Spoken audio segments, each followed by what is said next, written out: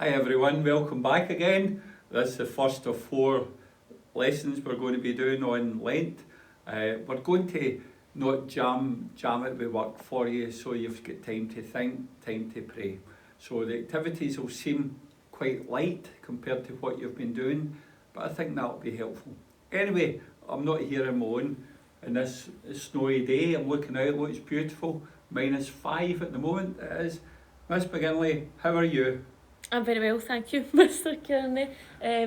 Would have been better if I hadn't been slipping and sliding coming in this morning, but that's the snow for you. At least I got here nice and safe. You had a wee bit of bother getting the car down the hill, I believe. I did, yes. I was almost skiing down the hill this morning, but a few good Samaritans came over and helped me and dug my car out the snow, so it's always good to have good neighbours around you. That's great. And how's your wee boy? Is he enjoying the snow? He's doing well, yeah. He's out sledging today with his granny, having a great time, so he's loving the snow. Brilliant. Well, we'll try and get these 4 podcasts finished quick. We can go out sledging. It'll be absolutely brilliant. Sounds great.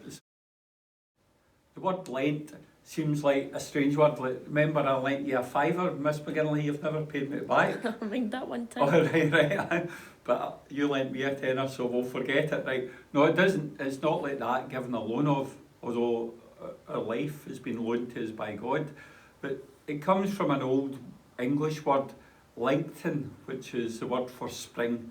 When the days are lengthening, the days are getting longer, the darkness is over, and we're looking forward to the spring and the sun and the summer.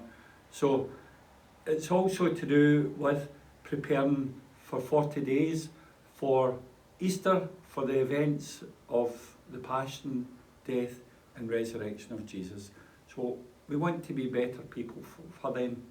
In our part of the world, people seem to think it's only Catholics do Lent, but Lent's for all Christians, and around the world there's all sorts of Christian activities and services and charity work going on, and it's wonderful. And Lent's really for everyone. Everyone spring cleans, and rather than spring cleaning outside in our house, this is for spring cleaning inside, and that's why we've got the pegs up, for we've done our washing, we're getting out to dry, and we want to clean our soul at this time.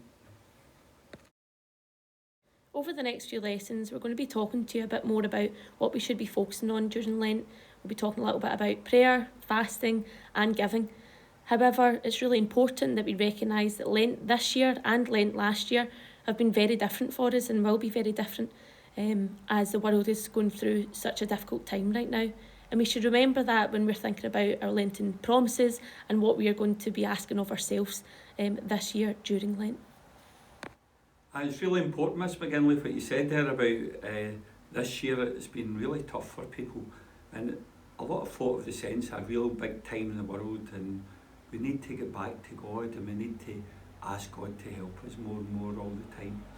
So I can't believe it's Lent already. I don't know about you, Miss McGinley, can you? I can't believe we're at Lent again, Mr. Kearney. It's going Christmas, Lent, that's it. Christmas, Lent, and that's us. And so we've got Easter to come, thankfully we've things to look forward to. But I've got a lot of memories at Lent, and what you're saying, sometimes the simplest things are the things you remember. I remember my mum giving up sugar in her tea for Lent, and it ended up my dad did it and the 7 of us did it, and none of us take sugar to this day. If you get any memories of Lent, Miss McGinley? I think my fondest memories of Lent have to be when I was in school, probably similar age to our pupils, Mr. Kearney. At that point it seemed that when Lent came around, it was always something I'd done in my friendship group. We always picked the exact same thing that we were going to give up during Lent, or the exact same thing that we were going to do during Lent, so we could all do it together and it'd keep us all going. So I'm sure my RE teacher was happy about that at the time, because it meant we all could stick to it, and we could all actually stick to our Lent and make sure that we done something good for the people in our community. So I think that's probably my fondest memory of Lent. Great. That I've got. Great. So Lent begins on Ash Wednesday.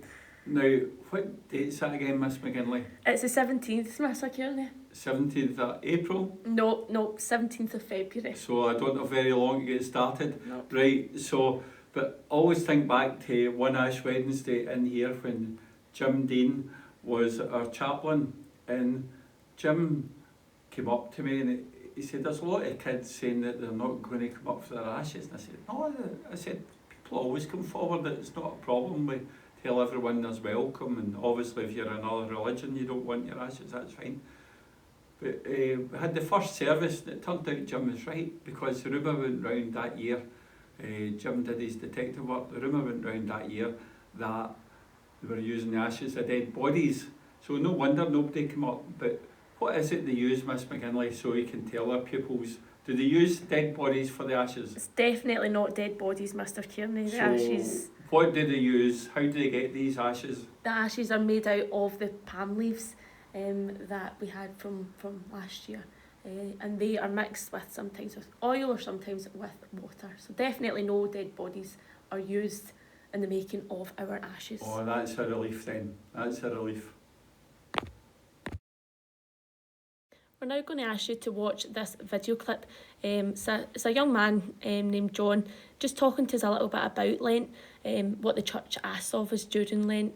It's going to be really helpful for you as you start to think about your own Lenten promises, as John talks a lot about fasting and what we should try and do in terms of fasting, giving up something not massive but something small, something that we can do to help us be a better person during Lent. Now, Mr. Kearney, have you had any ideas about what you might be doing for Lent this year? Well, I've started to think about it all right, and my wife and me spoke about it last night, and so obviously RE teachers don't drink alcohol, but if we were to, I would maybe give alcohol up this Lent. Or I know my daughter, she drinks huge amounts of Diet Coke, so she might cut down the Diet Coke. But I always think Lent's about doing something extra, being a wee bit more helpful around the house, a wee bit kinder to neighbours, checking in that they're okay, and maybe checking in with the main person in our life, that is God, Jesus, and giving a wee bit more time and with our prayers, and even just saying a simple thing to acknowledge He's there with us. What about you, Miss McGinley? If you get started thinking about what you're doing? I have. I've started thinking. I think this year, the thing that I'm going to be fasting from, so to speak, is going to be my phone. Would you imagine? Wow. My phone, I know. No way. I think especially this past year with the lockdown and the boredom that comes with being in lockdown, I've just been spending a little bit too much time on the phone, and I think making sure that I use my time wisely, like you've mentioned, spending that time with our loved ones, people that are close to us, people that maybe need some help, but also spending time trying to develop my relationship with God and to grow closer to God in these difficult times. So I think that's one of my main focuses for Lent this year. Now that we've mentioned some of the things that we're going to be doing for Lent this year, everyone, we'd like you to start to think about what you could do, okay, to take some time to think about something simple that you can do to become a better person during this Lent, maybe to pray on it and to give it some thought before deciding. Once you've done this and once you've had a think about it, then you'll be able to send it over to your teacher. Yeah, I always think at Lent, I don't look forward to it, but then whenever I'm trying to be a better person, I'm happier. And that's the gospel message, that when we're caught up in things we shouldn't be caught in, we're unhappy. And whenever we're living the way God wants us to live, we're much, much happier, and we're much, much more content with ourselves and with the world. So we're going to be asking you just to send us a wee note of what you're going to be doing on the assignment page. It can be a simple thing. There may be other things you're going to do which are more private and personal. We don't want to know those things, but just send us something that you're going to do for Lent. It might be to help in the house by keeping your room tidy. It might be by helping to do a wee bit of extra work for school so that when you come back you feel okay. It might be about going to check one of your neighbours that is struggling with their shopping. It might be you give someone a wee phone, or as Miss McGinley said, it might be you want to give up some social media for a wee while, maybe even one of them. rather than all of them. So it's over to you now. We're giving you plenty of time to think about this, to pray about this. So that's all for the first lesson, Miss McGinley. So it's goodbye from me. It's goodbye from me. Over and out.